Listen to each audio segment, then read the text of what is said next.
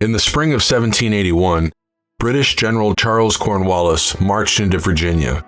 He was eager to bring the war to an end and was confident its completion would come about in the southern states. However, after they spent that summer chasing the Americans across Virginia, his troops were fatigued. And so in August, he set up camp at Yorktown, near the Chesapeake Bay. By September, Cornwallis was surrounded by American forces. His wish for an end to the war was about to come true.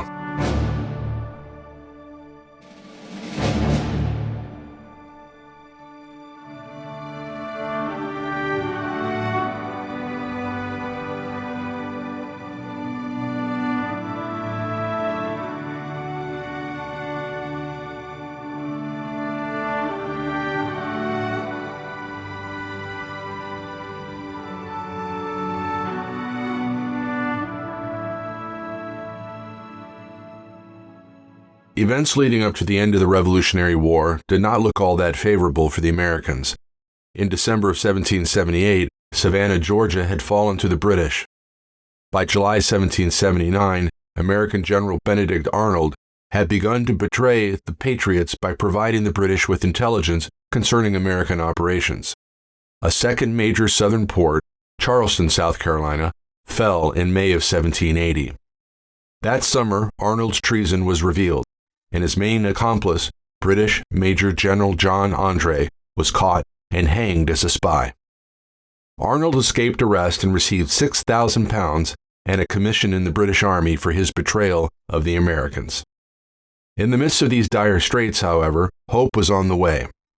In 1779, General Washington had dispatched his officer, the Marquis de Lafayette, to France to make an appeal for more troops. In July 1780, General Jean-Baptiste de Vimours, Comte de Rochambeau, arrived in Newport with 5,500 well-trained men. In the meantime, the war was escalating in the South.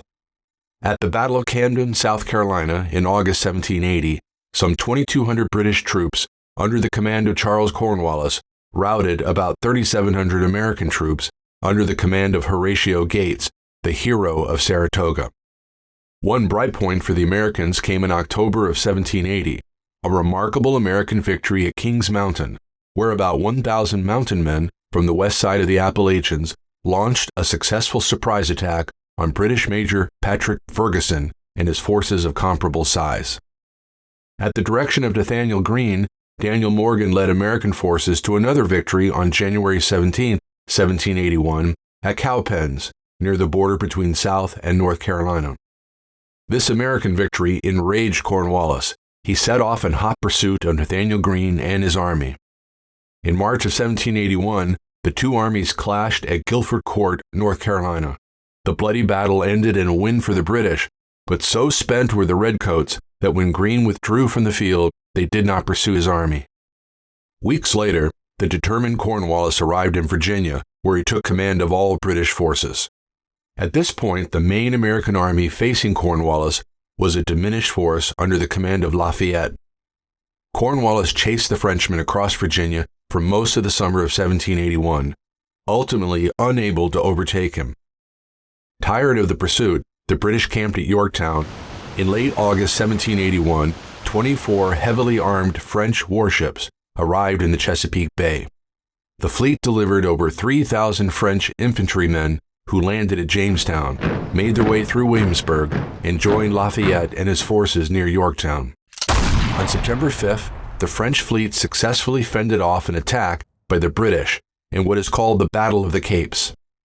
By the end of September, General Washington commanded over 16,000 troops just outside of Yorktown. Half of them were French. The Allies built an impressive line of earthworks in defense against any possible British attack or escape.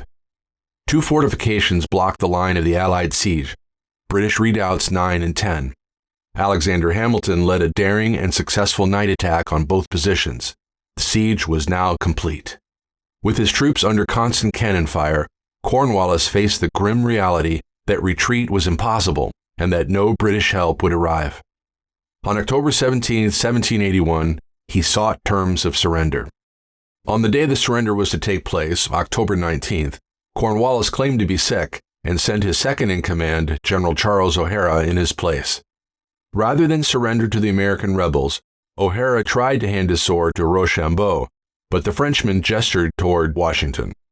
Washington instructed the reluctant O'Hara to surrender his sword to his own second-in-command, General Benjamin Lincoln, a Massachusetts farmer who had been injured in the Battle of Saratoga.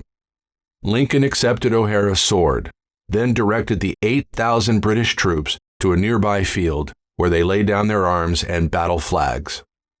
America had won the last great battle of the war. Fighting continued for one more year, but all hope that the British Empire would subdue the American rebels was over.